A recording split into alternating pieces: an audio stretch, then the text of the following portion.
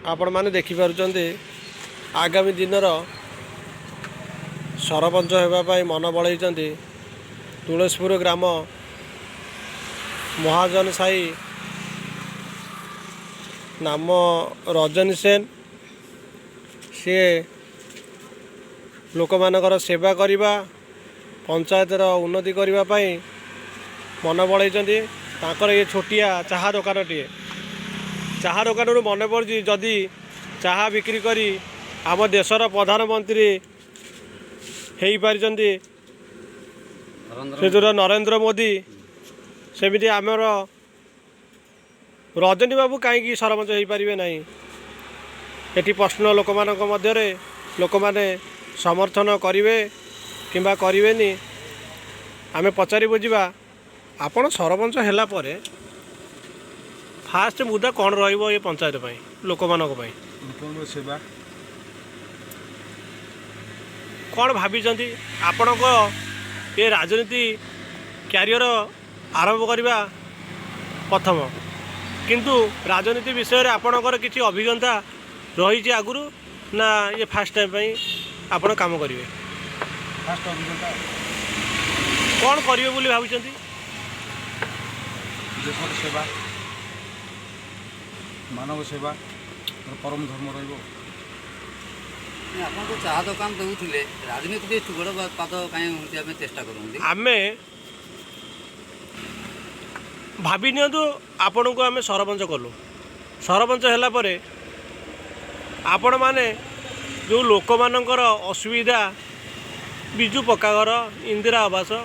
भर्ता ये समस्त को जमी मिलवा कथा मिले ना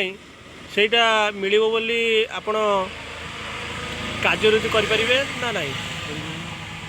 निश्चय करी आपन आशीर्वाद रही देखु छोटिया चाहा दुकान टे कले केमिति ताकू सुचारू रूपे ठीक रे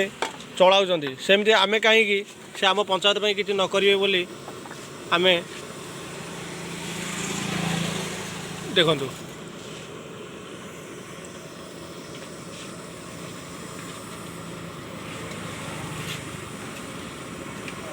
आपणकर बयस तथापि केते हम 52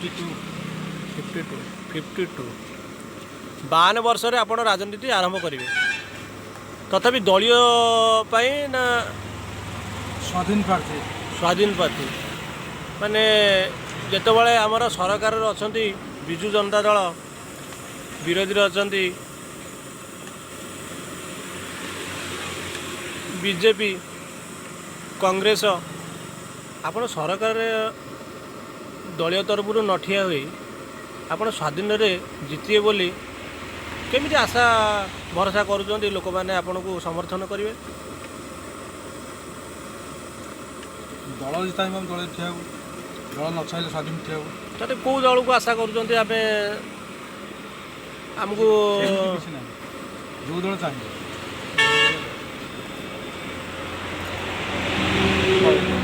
आमर ए ग्रामर किसी युवक और वयस्क लोक अच्छा पचारि बुझा रजन सेन सरपंच हेल्ले किसी ग्राम करेंगे ना किसी कौन कहतु कहतु मौसा किसी कहतु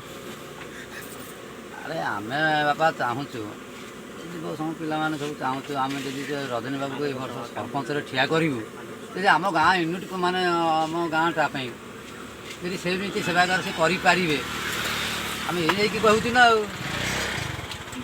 से किसी करेंगे बोली आपण आशा आशा रही हाँ ठीक अच्छे आर भाई जन अच्छा भाई को पचारि बुझा भाई आमर सरपंच पाथी आपण को ठीक लगुच पूरा करेक्ट साधारण मनीषटे हवा दरकार ये बड़ बड़िया लोक लुटेरा कथा बुझुना आज्ञा किंतु आमे भाई भाई सहित मिलमिशिकी देश को आगे नवा आम दरकार आम भाया मनीष जड़े आम बड़ बड़िया लोक दरकार साधारण मनीषटे दरकार साधारण मनीष हेले आम काम कर हाथ हाथ मिसई आग को बढ़ी चल बाबूंर बहुत निकटर ग्रामवासी टे ଗ୍ରାମବାସୀକୁ ପଚାରି ବୁଝିବା ତାଙ୍କର ବି ଛୋଟିଆ ଦୋକାନଟିଏ ଅଛି।